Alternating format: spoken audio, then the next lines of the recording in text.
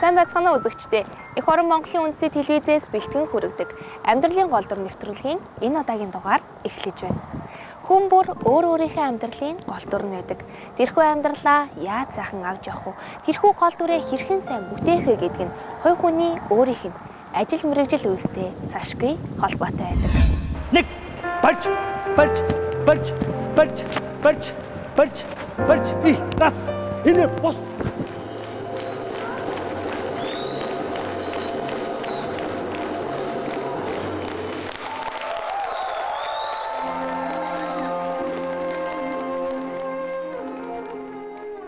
ертөнцийн хүн төрлөختөн үүсэн бий болсон цагаас өөрийн дүр үүргийг амьдралд бий болохоор ирдэг.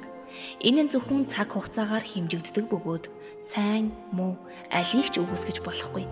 Тэд бүгд бие биенээсээ уялдан хамаарч байж амьдрал үргэлжилдэг. Хэрвээ зовлон байгаагүй бол бид жаргалыг жаргал хэмээн нэрлэхгүй. Жаргалыг мэдрэгч үгүй байсан биз.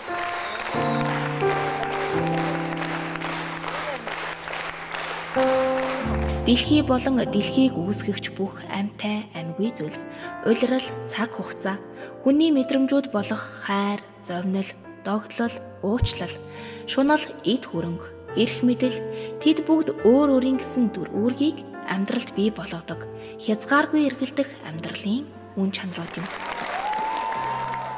Иймээс хүн гихч нь өөрөө амьдралынхаа гол дүр юм.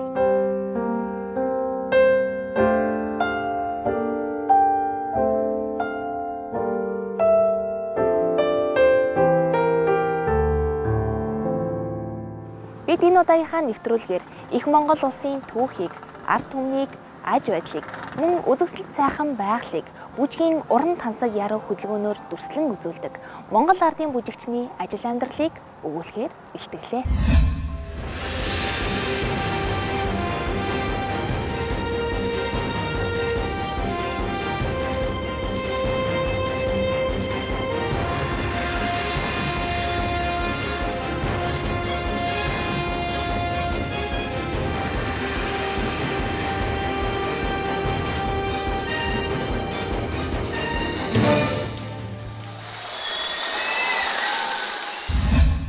И нэг, и хоёр, и шөт татчиг. Раз, и раз. Цээж, жоохон цээж, пүүжэ, цээж. Жоохон бар. Улс үндэстэн бүр өөрийн онцлогийг тусгасан ардын бүжгийн урлагтай. Энэхүү урлаг нь нийгмийн хөгжлийн дагуу өөрчлөгдөн баяжиж, тусган илэрхийлэгдэхийн хувьд тулс улс үндэстний өвөрмөц түүх нь болдог. Энэхүү их түүхийг бичилзэж яваа үндэсний дуу бүжгийн эрдмийн чуулгын гоцтол бүжигчин, бүжиг дэглээж Монгол улсын гавьяач жүжигчин, Алтан гэрлийн даваа хүүгийн эгэл жирийн хэрнээ үндэсний их урлагаар хөглөгдсөн амьдралын чимээр хамтдаа аялцгаая. Нэг, хоёр, гурав, дөрөв. Нэг, и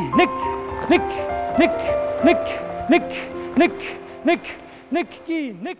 1992 оноос хойш одоо хүртэл тасралтгүй 23 жил одоо энэ байгууллагатайгаа сайхан урлагийн өргөнд ороод энэ сайхан ахмад буурлуудынхаа энэ сайхан ариун сайхан ардын бүжиг гэдэг зүйлд суралцаад явж байгаа бол одоо маш их сэтгэл хангалуун сайхан байдаг. Даваа хөл миний одоо ууган хүү юм байгаа юм. Даваа хүү чинь 76 онд Булган аймагт төрсэн байгаа. Тэгээд Булган аймагт одоо манай бас соёлын орны найруулагч томилолтоор очоод Булган аймагт төрснөөр нь бас их бахархдаг юм бид нар. Ягаад гэвэл одоо анхдагч баадруудын үлгийн нутаг шүү дээ. Ерөөсөө миний бахархал гэдэг бас нэг шүлэг бас бичсэн. Эгэл даруухан урлагийн удам төрснөөрөө би бахархдаг. Эмээдийн эрхэж өсөж торносноороо би бахархдаг. Агуун хөгжмийн сууд бэлгийн дамжин сургууль намайг дөнгөж төрчихөд байхад нь Шкод гэдэг машинаараа гэрт минь хүргэж хичээлээ. Эмнэлгээс гаргаж. Яг тэгэхээр манай өвөө найруулагч байсан. Манай өвөөгийн анд нөхөр нь бэлгийн дамжин сургууль байсан. Тэр үеийг би бол маш их гоё бэлэгшээж одоо их л гоё хүүхэд маань ийм их агуу том хүнээр бид хоёр гэртээ анх удаагаар салхи амсгалахтаа гарч байгаа юм чинь одоо миний хүү бас их авьяастай сайхан уран бүтээч болох байхаа гэж бэлэгшээж ирсэн. Би ч одоо 3 хүүхэдтэй том хүмүүс даах тунд нь миний охин уян гэж байгаа. Тэгээ баггүй батхүү байд ингээд. За тэгээ ерөнхийдөө бол миний хүч нь багаасаа ерөнхийдөө нэлээд хөдөлгөөнтэй сахилгагүй хүүхдийн тоонд орно штэ. Өөрөө бол нэлээд их одоо тийм диггүй жоохон сахилгагүй их сахилгагүй хүүхдийн тоонд орно хүүхд байхаас их хөдөлгөөнд. А тэгтээ бүр багадаа бол маш их хөвдөж хүн болсон хүн байгаа штэ. Миний хувьд бол одоо хүүхдээ баг багт нь нэг их өсгөлчөж явах нь их ховор байсан. Ягаад гэвэл би өөр мэрэгжлийн бүжигч ингээд одоо улс орон дуучин чуулган тэгэл хөдөө гадаа баригад явна.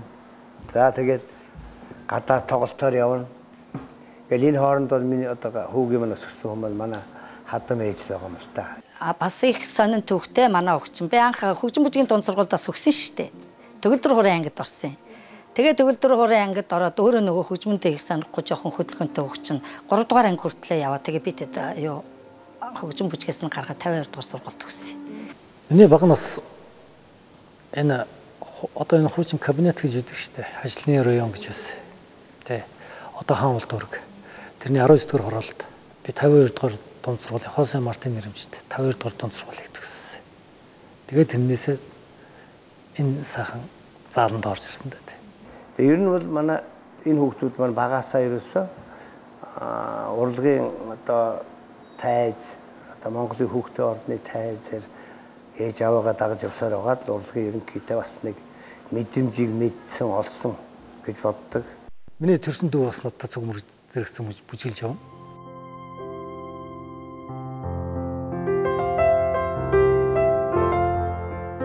Урлагийн гэр бүлд төрж өснөөрөө тэрээр ихэд бахархна. Даваахүү Монголын хүүхдийн ордноор хүмүүжиж дуу хөөр бүжиг наадаан цангинсан он жилүүдийг өнгөрөөсөн юм. Хүүхэд бүр хүсэл мөрөөдөлтэй байдагчлан түүний мөрөөдөл бол жүжигчин болох байсан гэдэг. Улмаар тэрээр 18 наснда үндэсний дуу бүжгийн эрдмийн чуулгын босхийг даван орж Монгол улсын гавьяа жүжигчин Зоригтын шав болсноор түүний амьдрал ардын бүжигтэй салшгүй холбогдсон юм.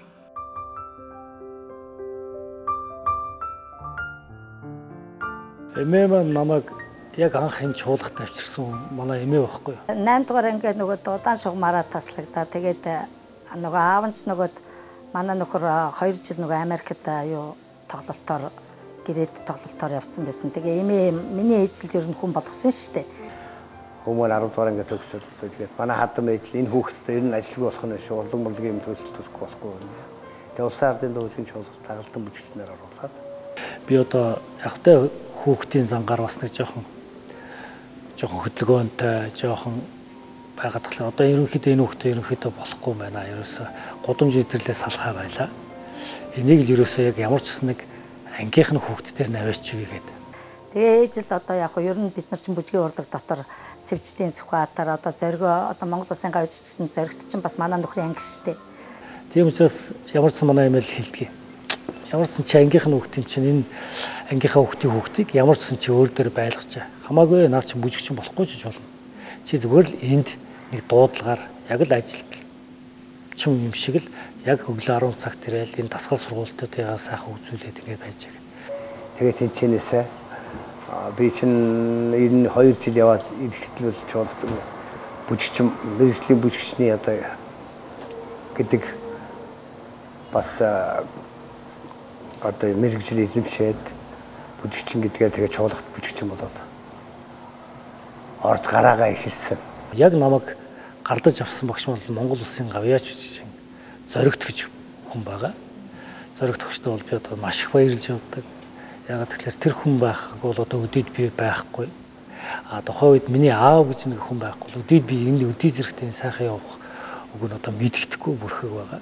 Бүжгийн юу урлаг нь болохоор яг л удам дагсан л одоо манай нөхөр чинь бүжигчин хүн байхгүй юу? Ингээ бодглохоор ерөөсө урлаг гэдэг бол надаас үнэхээр салшгүй холбоотой юм байна. Миний ээж гэж нэг маш том зөвлөгч байна. Маш том шүүмжлэгч байна. Одоо Монголын хүүхдийн ордонд 34 жил багшилж байна. Яочин хуучрын хөгжмийн багш Игтя гэж хүн байна. Миний аав Монгол улсын гавьяач Алтан гэрэл гэж хүн байна. Бас л мөн адилхан энэ хүн ардын сайхан бүжгээр одоо амьдарч өөрийнхөө замлыг бий болгож өөрийнхөө гавьяаг зүтгэлийг одоо энэ залуу бүжигчин хүүхдүүдтэй сургаж хүмүүжүүлж явж байгаа багш хүн байна.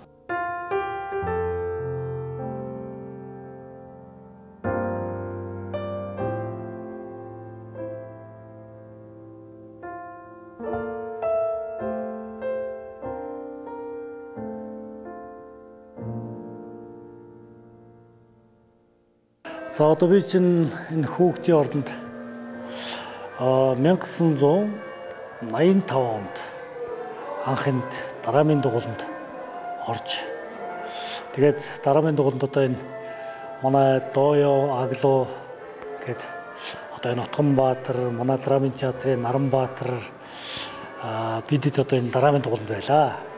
Тэгээд хажуугаар нь бас бүжгийн дугуйланд суралцж байсан. Тэгээ ер нь бол бид нар нэг бүжигчин болох тал дээр нь бас нэг их бодож байгаагүй маа. Жоохонтой эн чи их өвдсөн учраас бас нэг жоохон ясчилт энэ төр их муутай хөлн зөндөө агуулсан.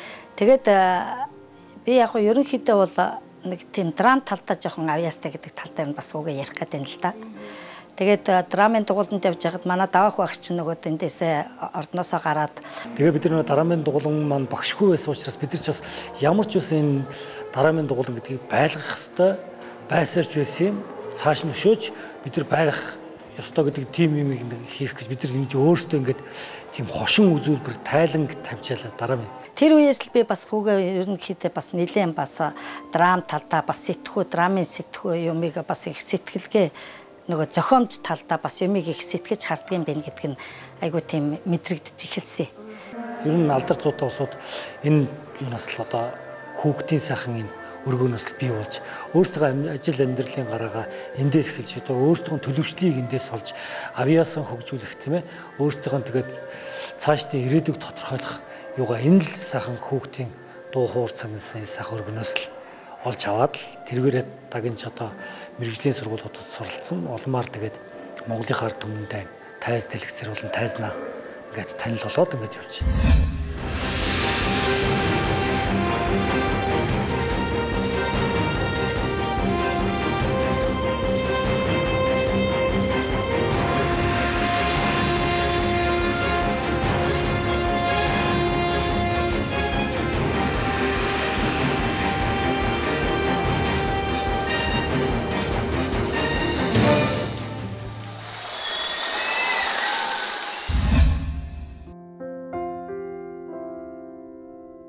Анхны бүхэн догдлол, сандрал, баяр баясгалыг авчирдаг. Тэрээр хамгийн анх алтан тайзнаа өөрийн аавтайгаа мөр зэрэгцэн Монгол бүжгийн чуулбар бүжгийг бүжиглэж байсан гэдэг. Энэ бол хүн болгонд тохиогоод байдаггүй хувь. Тэр цагаас хойш хэдийн 20 гаруй жил өнгөрч чуулгын тайзнаа тасралтгүй бүжиж Монголын язгуур урлагийн гайхамшигыг ард түмэндээ мэдрүүлж яваа юм.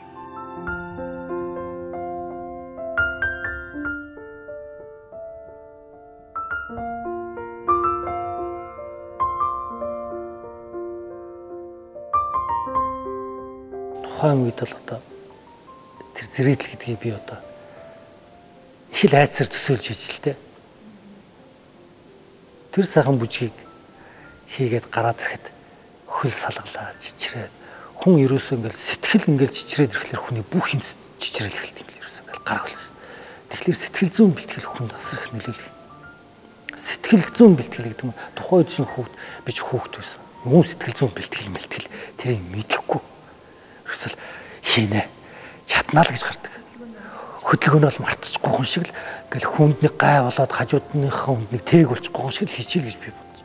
Тэгэл тэр үед мэдрэмж бол маш айцтай мөртлөө дараад нь гараад ирэхэд ингээд хамаг хөл гарсан ингээ салгалж чичрээд сая би юу хийчихвэл гэж би бодсон юм байна шүү дээ. Ерөөсөө хүн чинь тэр л мэдрэмж надад тест мундаг гайхамшигт хизээж мартагдчихгүй.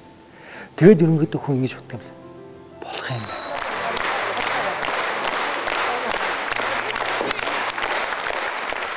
Тэгээд тэр чинь нэг зэрэгдэл гэдэг нэг хүнд тийм их асар их мундагаар нөлөөлдөг юм байна. Хүний тэр зэрэгдлийн тэр алга ташаалт, нэжгэнсэн алга ташаалт, уран бүтээлч хүнд л хэвээр асар их гайхамшигтай мэдрэмжийг төрүүлдэг тэр тухайн үед би мэдсэн. Тэр тэгээд ми хамгийн дөрөвд хүн багш руугаа их очдөг юм байна. Дөрөвд очил багш. Тэр дөрөв намайг анхны тезнаар гарч байгаа. Жуурдаас харж л таар. Би багш нар очив. Багшаа би сая яасан бол гэдэг. Зайхайгаа болно. Чиний анхны гарааштай минь. Чи сая нэг мэдрэмж олж харсан уу гэсэн. Гэхдээ багшаа паниктаад юу тэр мэдрэмж тэр олж харах нь битэл. Сая чи тэр зэрэглэх сонссон мэт. Сонссон. Чамд ямар хөө байсан? Маш гайхамшигтай. Маш гоё байсан. Энэ сэтгэл зүрх нь тэр цаанаас зөвхөн тэр хүмүүс надад баяр хүргээд байгаа юм шиг санагдав. дэсэн гэж байгаа байхгүй. Тэгтэл багш урлаг гэдэг чи ийм сайхан юм байдаг. Ийм сайхан ариун газар учраас одоо миний хуурхшаа. Одоо чамд өөр гарцсан байхгүй. Одоо чи энэдлөө л юм.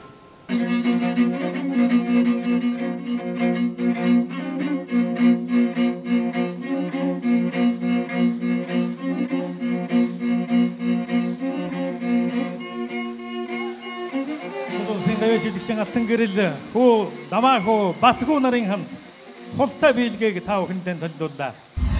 Манай Ахмад өвчтөн тэр ярьдаг байхгүй юу? Манай бүлэгчтэй одоо хүүхдүүд нас хөгжим бэрхшээл сураад бас төгсдөг байхгүй юу? Манай Ахмад өвчтөл бас тэгж ирсэн. За одоо ер нь эртхэн дэцвэртэй гарахгүй бол одоо гэцүү юм болох юм байна. Одоо айгуул нөгөө хүүхдүүдтэйгээ цуг тайзан дээр гарах нь байх шүү гэд тэрнээс өмнө одоо ер нь дэцвэр өвчтөд сууя гэж ярьдаг байсан байхгүй юу? Тэгсэн би чинь нэг үс нэг тэрийг аж март нэг гарсан чинь нөгөө нарны дом үжин жүжигд чинь нөгөө хоёр хүмүүтэйгээ хамт үжиглээ тайстай гас нэг бүтсэн чинь гурвуулаа хамт тэгж бүжиглэх нь бол одоо мэрэгжлийн бүжигчин болоод энэ бүжгийн урлагийг одоо ингэж эзэмсний хувьд сайхан бахархлуулж дурсгал болж үлдсэн л дээ. 6 7 8 1 2 раз и раз. Хүлэг минь, хүсэл минь, бүжиг минь. Энэ бол миний амьдрал. Монгол улсын гавьяач жүжигчин Алтан гэрлийн даваа хүү. Бүжиг бол бүх урлагийн дотроос хамгийн гайхалтай. Хүний сэтгэл хөдлөл, амьдралын биеийн уян налархай хөдөлгөөнөөр хөг аялгаунд тааруулан харуулж хүмүүст бие сэтгэлийн таашаал өгдөг тийм л урлаг. Тэр дундаа ардын бүжиг нь ард түмний амьдралын хүсэл мөрөөдөл, ёс суртахууныг илэрхийлж байдаг. Альж талаараа тайзан дээр тоглохоор зориуд зохиосон бүжгээс ялгаатай байдаг атлаа бүх бүжгүүдийн их үндэс нь болдог.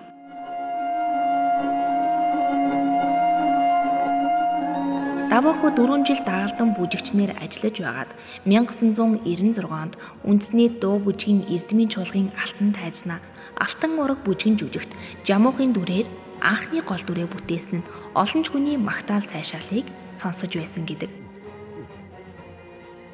Тэрээр аавтайгаа ихэрлэн 38 насн дээрээ гавьяа цолоор хөлмөрөө үнэлүүлж салхиж шувуу ахын дүү Батгүүн мөн л өсөж яваа авьяаслаг бүжигчин.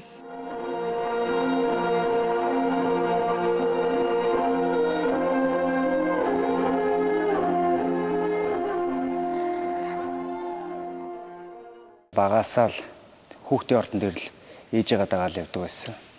Тэгээд тэндээсээ тэгээд бүжигчин болохтой гараагаад 60 сая багш нар явдаг байсан бүжгийн дугууланд. Тэгээд хөгжим бүжгийн коллеж 1995 онд орсон. Тэгээд хөгжим бүжгийн коллежийг 2000 онд төгсөөд энэ чуулгад орж ирээд 15 жил тасралтгүй бүжиглэж байна те. Манай үндэсний дуугийн эрдмийн чуулгад томоохон бүрэн хэмжээний бүжгийн жижигүүд бол одоо нарны домгоос ихсүүлээд 5 одоо 6 том бүжгийн жижиг байна л да. Тэр 6 том бүжгийн жижигийн бас нэг 6 гол дүрийг бүтээсэн байна бэ. Одоо ингээ харж яхна. Би бас хөгжмөчд бас сурж байхдаа бас дадлагаар бас энэ чуулгад ажиллаж байсан байхгүй. Тэгээд ерөнхийдөө ингээл ахыхаа бүжиглж байгаа хараад бас өөр ирэхгүй бас дотроо бас огтгол юм байлээ. Сургууль байсан. За тэгж байгаа нэг төгсөөд нэг бүжигчин болохоор ах шиг бүжигчин болно гэж бас мөрөөддөг байсан. Тий. Тэгээ одоо тасралтгүй 15 жил бүжиглээд бас явж байна л. Улс сайдын дуугийн голцоо тайзны бүжгүүд их явдаг байсан баггүй юу. За тэгээд хамгийн анхны бидний чинь одоо Сүхбаатарын нарны дом бүжгүүд анх бүжгийн жүжигийн хэлбэрт ороход энээс хойш жүжигчдийн ур чадвар жүжиглэх тоглох талаар бол бүжгийн жүжиглэх тавигдсан Сүхбаатарын уран бүтээл. Тэгэхэд даваа хөгөн одоо энэ өөрийнх нь бас жүжиглэх бүжиглээс гадна жүжиглэх ур чадвар нь маш их өөртөө одоо их нөлөөлж тэр нь одоо үзэгчдэд их одоо хүртэж одоо сайн бүжигчин болох тэрнээс гадна бас одоо сөхөө огшаасаа одоо бүжиг дэглэх баянаас нэг суралцсан. За ур чадвар дээш зоргоо огшихаа тэр өөрийгөө гүйцэтгэх арга барилаас одоо маш сайн суралцсан. Энэ бүгд нь их нөлөөсөн. За тэгэлсэн бүжигнүүд дотроо бол ерөөс эрэгтэйчүүдийг маш их хурцлж өгдөг. Ирч хүчийг одоо энэ сүүлийн үеийн бүжигчдийн одоо техник ирч хүч хурдыг бол ерөөс маш их гайхалтай гаргаж өгч байгаа. Яг нь ээжийн зүгээс л би бас нэг одоо урлагийн хүний зүгээс л бас яриад шүү дээ. Тэрнээс нэг хүүгээ их айхтар магтаад байгаа ч юм биш. Яг нь миний л бодлоор тийм байгаа байхгүй. Тэгээд хамгийн гайхалтай одоо тэгсэн бүжгэн болохоор тэр шилийн богдын салхи гээд одоо өөрийнх нь дүү миний багуу Батхуу нөгөө тоороо бан дээр илэрхийлсэн тэр бүжиг гэдгийг. За тэр бүжиг одоо жамуухын төр хоёрт бол би бүр гайхалтай одоо дуртай. Одоо миний бүр ерөөсөө сэтгэл зүрх тоногссон. Одоо тэр шилийн богдын салхийг л үзэхээр л одоо тэр чуулгын бүжгийн тэр банд нарын одоо техникоор чадвар сайжирж байгаа. Тэгээл тэр тал талаас цугларсан одоо нутаг нутгийн тэр шилийн одоо сайн ирчүүдийн одоо тэр юу өөр өөрсний онцлогийг тэр бүжгийн хөдөлгөөнөөр тэр бүжгийн тэр үгүүдээр тэгж их гаргаж өгч одоо тэрийн тэр гүйцэтгэж байгаа бүжигтийг харахаар бүр хайр өрөөд итгэж шин.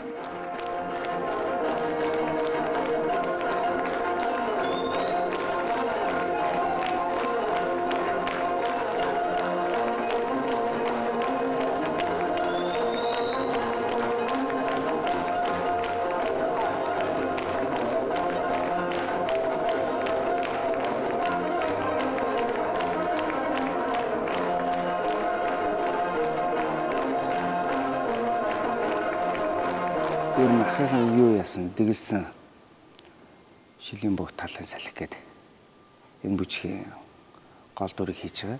Гослолоо хийж байгаа. Тэгээд тэрүүгээр л их бахархдаг да. Өөрөө ирэхгүй л нөгөө ир хүний нөгөө ирж чадал тийм ээ ир хүний ямар байх хэвээр харцах характер ямар байх хэвээр тэр бүхнийг хэлж өгөөд л тэгээд тэрнээс нь тэр бүжгийг л хийх нь ерөнхийдөө бол ахыхан тэр бүжгийг л дуртай л да.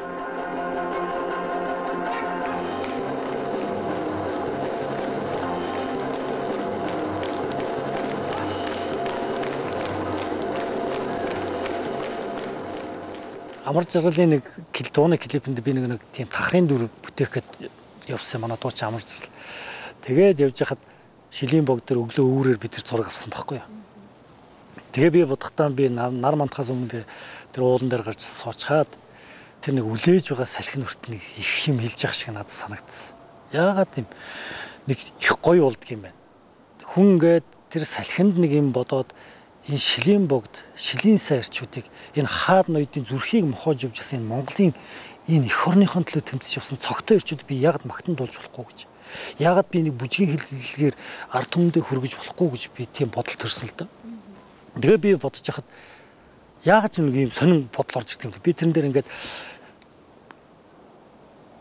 одоо орой дээр гараа завлаа суучих чинь тэр нэг овоо байгаа юм л да. Тэр шилийн сайн эрчүүд тухайн үед бол одоо л тэр овоон дээр шилийн сайрчууд бол хамгийн сайн унаж идэлж хэрглэж исэн акт мордынхон дил сүүлнээс нь өргөл болгож тэр овоон дээр зангиддаг. Тэгээ хямран бодож бас тэрийг морныхон тэр дандаа тэр ус гизгнээс нь удаа авч тийм ээ дил сүүлнээс нь авч бас тэр овоонд өргөдөг. Тэгээ ингээд бодоход ерөөсөө л энэ овоо байжгаад энэс задарч хүн болмор юм байна. Энэ овоо яагаад тэгэхээр нэг юм өгүүлж байгаа. Яагаад тэгээд өгүүлж байгаа юм бэ гэхээр энэ өөрсдийнхөө түүхийг илэрхийлэх юм байна. Өөрсдийнхөө түүхийг ярьж байгаа юм шиг эхлэе гэж би тэгж бодож ерөөсөө яагаад ч юм тэр бодол зурсыг л орж ирдэг юм бэл.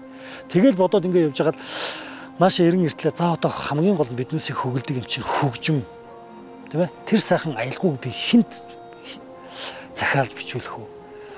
Гэ би бодоод нааша эрен иртлээ тэр нэг хөгжмийг бодож явж захтаа. Манай Минь намрахын Татлагын холбоо гэдэг нэг сайхан аялгаа байдаг. Морин хуурын. Тэгээ тэр аялгуул надад их сэтгэлд их буудаг байхгүй юу. Ягаад ч би тэр аялгауг сонсохлоор би энд нэг юм хиймэрч юм шиг санагдчихэдэг. Тэгтэл ягаад гэх нь юмны учрал тохиол бүрдээд ирэхлээр л яалтчгүй тал талаас өөрөө ороод ирдэг юм бэл. Хөгжмөнч бэлэн болоод ирнэ. Тэгээ сүүлдээ яг тэр Татлагын холбооныхаа энэ дээр тэр ирчүүдийнхэн тэр сайхан одоо түүхийг өгүүлж байгаа. Тэр сайхан шилийн сайн ирчүүдийнхэн тэр хиймрийг бодож би тэр аялалгуун дээр хийгээд тэгээд дараад нь яг тэр морьтой тэр нэг тачигдаг гэсэн үг юм. Яг тэр морь одоо нэг ста нэг цог хиймрийг бадраас ирчүүдийг тэр нэг хиймрийг бадраас тэрний хөгжмийг болохтой манай хөгжмийн зохиолч Батэрдэн агсан маань бичсэн байхгүй юу. Ерөнхийдөө би Батэрдэн агсантайгаа их олон уран бүтээлд хийдэг. Тэгээд тэр Батэрдэн ахтай биелж байгаа. За миний ах одоо энэ дээр та надад нэг тийм ястаа нэг шилийн сайн ирчүүд тэр морин дээр яаж билсэн бол тэрийг л нэг дүрсгсэн нэг ая бичээдэг. Тэр аян дээр л хоёлаа энэ уран бүтээлийг хий. Тэгээд би эхлээд нь үзүүлсэн, харуулсан. Тэгэхээр үнэхээр Батэрдэн ахт нэг юм буусан л да. Болох юм байна. Ахын маргааш чамдыг үзлээ. Тэгээд энэ хүү уран бүтээл маань 2008 онд Монгол нутаг минь уу гэд манай чуулгын маань бас нэг улирлын нэг бол бас нэг томоохон уран бүтээлүүдийн тухайн үед тэр уран бүтээлд дэглэгдэн найруулагдчих тэгж тоглогдчихсон бүтэл.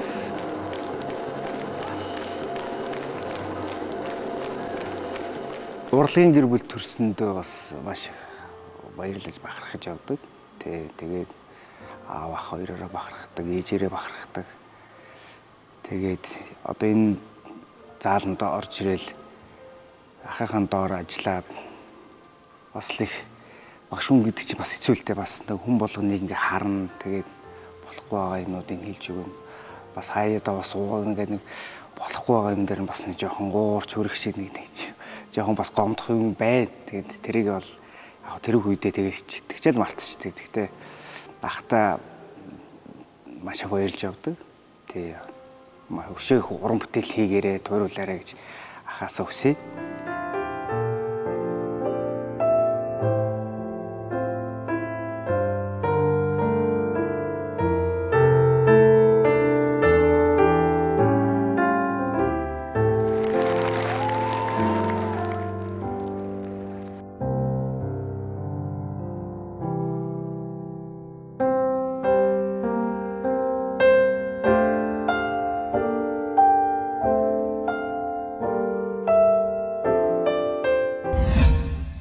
Чуулгын бүжигчид өглөө эрт ажилдаа цуглацгааж 10 цаг гэхэд бие халаалт бэлтгэл сургуулалтаа хийж эхлэнэ. Бие халаалт дутуу хийвэл бэртэх, гэмтэх магадлал өндөр байдаг. Мөн биеийн хүчний дасгал хөдөлгөөн их хийж байнгын дасгал сургуулалтаа байдаг байна. Бүжигчин хүмүүс биеийн уян налархаа хөдөлгөөнөөр дамжуулж үзэгчдэд урлагийн таашаалыг мэдрүүлдэг учраас тэд биеэ гамнаж өвдөхгүй, даарахгүй байх ёстой. Гэхдээ тэд байнга үсэрч цойлж, эргэлдэж, өвдгөн дээрээ буух гих мэтчлэн эрсдэлтэй хүнд зүйлүүдийг байнга хийдэг учраас бэртэж гэмдэх тохиолдол их гарна. Тиймээс бүжигчин хүнээс зориг, төвчээр хатуужил шаардагддаг. Бэртсэн хэрнээл тайзан дээр гарч ард түмэндээ бүжгээ бүжиглэхийн тулд шүд зуун тисэж гардаг. Тийм л сэтгэл зүрхнээсээ энэ урлагт тэрээр хүчин зүтгэдэг юм. Аргач үгүй биз. Төрхөөсөө ахуулаад үдийг хүртэл уралгаар амьсгалж, хүмүүжиж, оршиж ирсэн даваа хүүгийн хувьд бүжиг бол түүний амьдрал нь юм.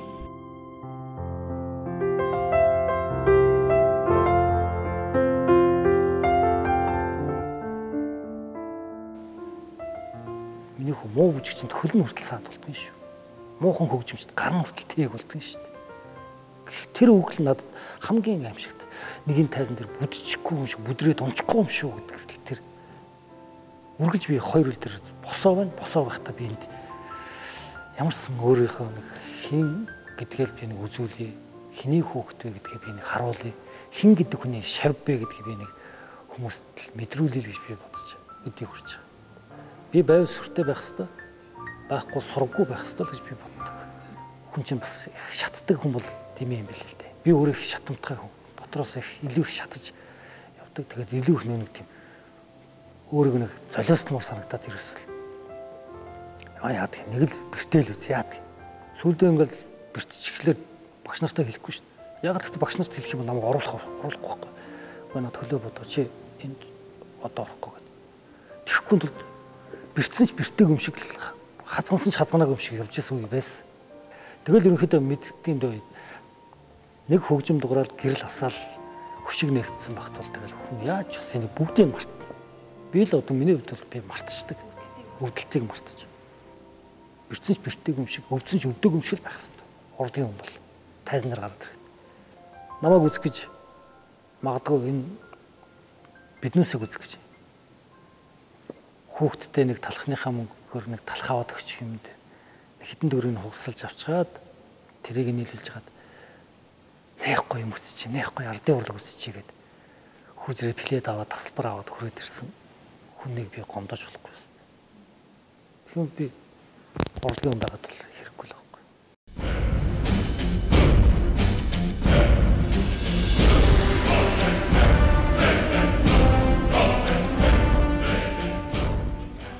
Тэмүүжин аа. Цээжин дотор минь аян бууж аадар мэргэх шиг.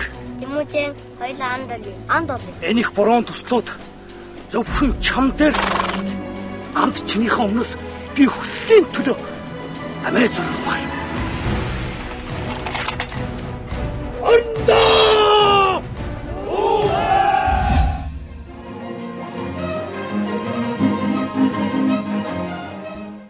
Ардын бүжгийн урлаг нь сайхан бие галбирын төгс сургуйлалт болохоос гадна уян налархаа байдал тэсвэр төвчээр суралцуулдаг. Бүжигчин болохын тулд өөрийн биеэ бэлтгэхээс гадна сэтгэл зүйн өндөр бэлтгэлтэй байхыг шаарддаг. Өөрөөр хэлбэл өөрийн бүтээж буй дүрээ гаргахын тулд дотор болон гадна хүнээ бэлтдэг.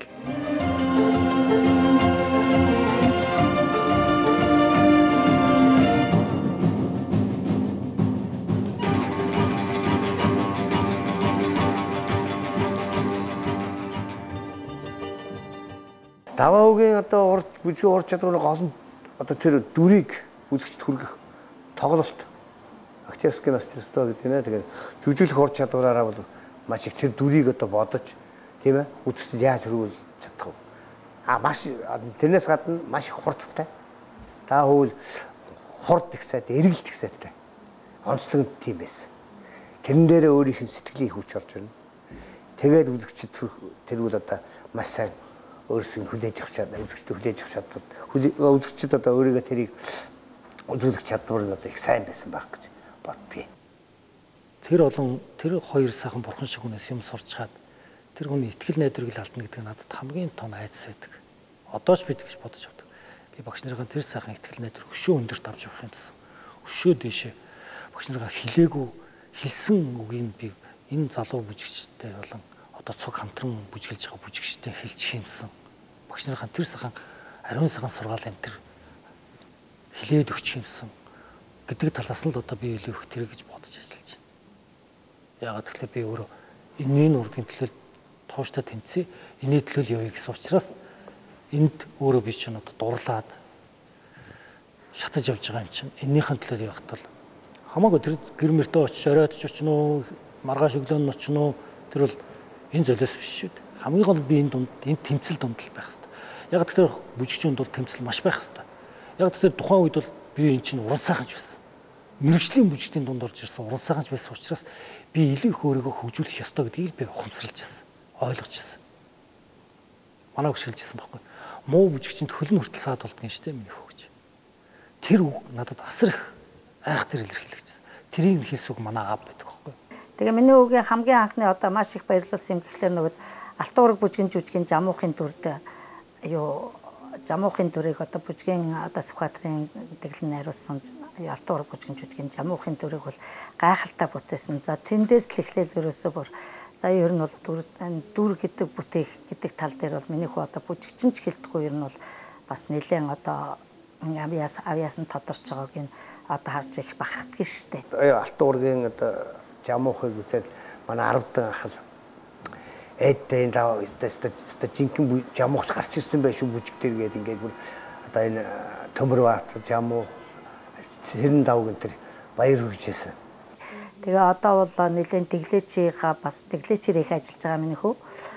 Ер нь тэгээ одоо тэр тэгэлсэн бүжгүүд дотор нь бас ер нь л өөрөө их нөгөө тийм ирч хүчтэй тийм нэг жоохон хурц тэгээд их тийм их одоо эрэм гэж гэх юм уу тийм ээ. Өөрийнх нь бүжиглж байгаа тайзан дээр тайзыг эзэмж байгаа байдал тэр энэ өөрийнх нь тэгэлсэн бүжгнүүдэд бас харагддаг шүү дээ. Хүн бол урдлагт бол тэмцэл байх хэрэгтэй. Асар том тэмцэл дундаас л би өөрөө ялгарч гарах хэрэгтэй. Тэрний төлөө би өөрөө хөдөлмөрлөх хэрэгтэй. Би өөрийгөө хөгжүүлэх хэрэгтэй. Энэ тэмцлийн дундаас чинь тухайн үед чинь цолиос гарна, мэдээж гарна. Тэр чинь одоо наанц шууд бэртэл гимплээс гэсүүлээд би миний хувьд болохоор амьдралдаа болохоор би нэг тийм цолиос гаргаж байгаа. Хатуухнаар хэлэхэд бүжиг бол хүний залуу нас, эрүүл мэндийг авч оддог шалгуур өндөртэй урлагийн төрөл.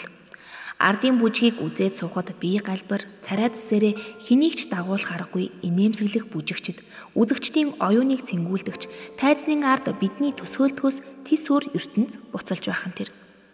Тэд уйггүй шаргуй хөдөлмөрлөж байж нэгэн уран бүтээлийг төрүүлдэг. Даваа хүү олон сайхан бүжгүүдийг дэглэж ард түмний хүртэл болгосон. Түүний уран бүтээлийн гол сэдв нь малчин ардын ахуй амьдралаас урган гарч мөн Монгол ирчүүдийн цог золбоо хямар сүлтийг харуулсан байдаг бөгөөд тэр амьдралыг гэрхаа харж жижигхэн зүйлээр хинт ч ойлгогдох уран сэтгэмжийг гаргаж чаддаг нэгэн. Тэр зүгээр л нэг мэдрэмжээрээ бүтээл төрүүлдэг уран бүтээлчдээс тис ондоо. Заавал нарийн судалгаа хийж их мэдлэгээр хачирлаж байж бүжгүүдээ дэгэлдэг юм.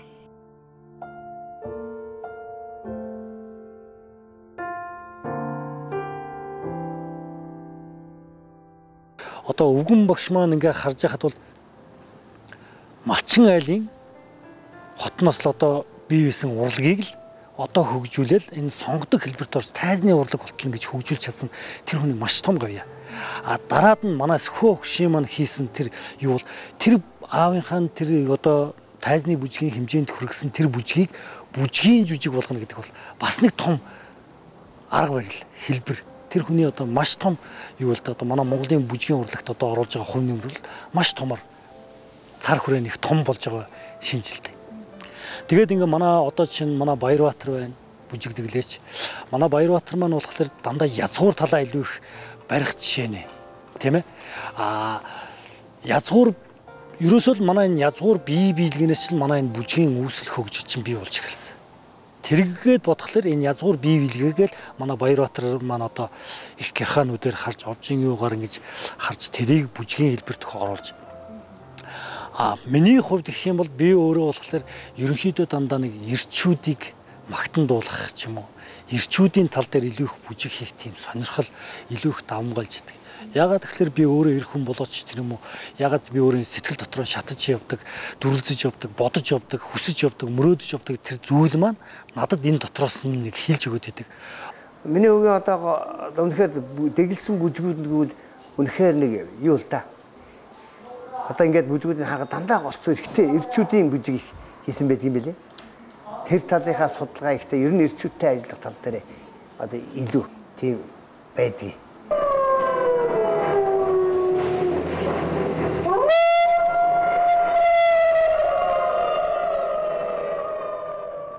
Дэлхийд цорын ганц орших Монгол улсад төрснөөрөө нүүдэлчний соёлын өвөрмөц ахуй тэр өвөрмөц ахуйг бүжгийн хөдөлгөөнд мөнхөлсөн Монголын үе үеийн амьд түүх болсон Ахмадуудаараа тэрээр бахархаж явдаг. Бүжгээр амьсгалж Монгол бүжгийн хөгжлийн төлөө шатаж, шаналж, догтолж бүжгийн гайхамшигыг ард түмэндээ мэдрүүлэх нь түүний хүсэл мөрөөдөл. Нэг барж нас Бүжигчин даваа хүүгийн эрс шулуун хөдөлгөөн, төгс гүйцэтгэл, жүжиглэх чадвар, гал цогтой бүжиглэх нь танхим дүүрэн үзэгчдийн зүрхийг догтлуулж эзэмдэх хувьдастай.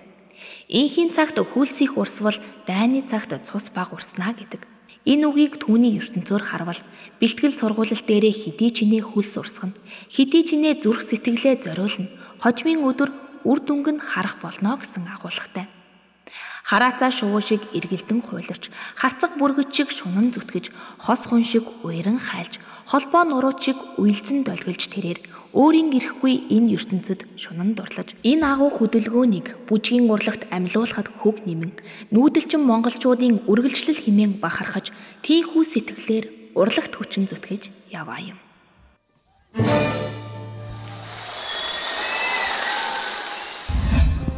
Хөлөг минь бүжиг минь хүсэл минь энэ бол миний амьдрал.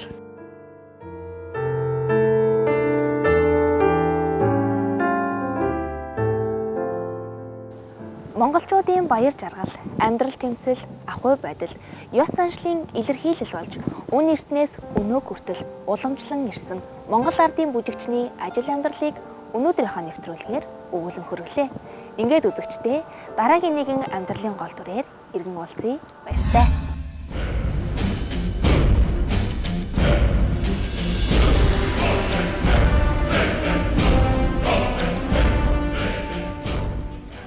Тэмүүжин ан. Цээжин дотор минь аян бууж аадар мэргэх шиг. Тэмүүжин хоёлаа анд болъё. Энийх борон туслууд зөвхөн чам дээр амт чинийхээ өмнөөс би хүслийн төлөө амиа зургамаар. Ордоо!